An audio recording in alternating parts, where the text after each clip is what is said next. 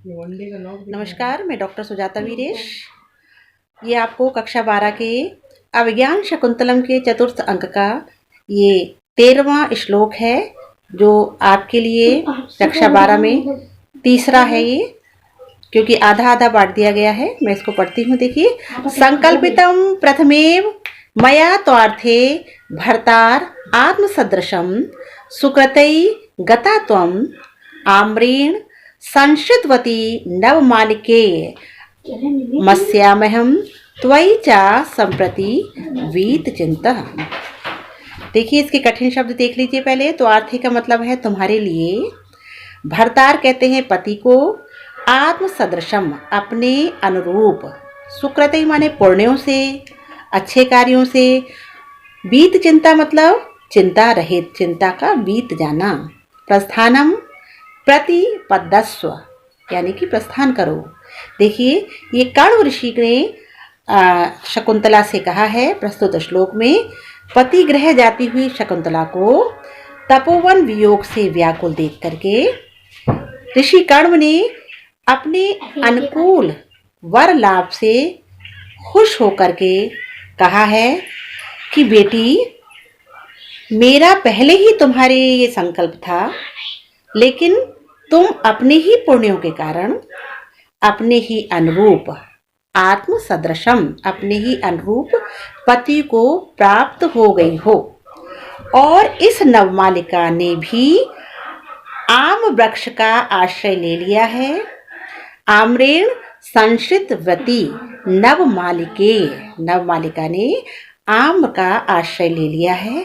अतः मैं तुम्हारे और इस नवमालिका दोनों के विषय में चिंता से मुक्त हो गया हूँ।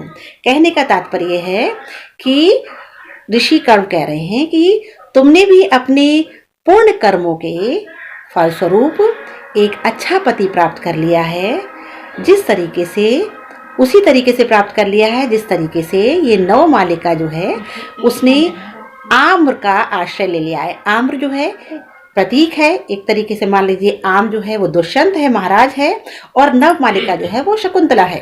तो शकुंतला ने जिस तरीके से दुष्यंत का, महाराज का जो राजा है, उसका आश्रय ले लो, उससे विवाह कर लिया है, उसी तरीके से नवमालिका ने आम्र पौधे के ऊपर चढ़ करके उसका आश्रय लेकर के वो आगे बढ़ रही है। इसलिए मैं जो हूँ, क्या हो गया हूँ, अब चिंता रहित हो गया हूँ। क्योंकि भारतीय समाज में इस जो अपनी बेटी है उसका विवाह एक माँ बाप के लिए एक चिंता का विषय होता है।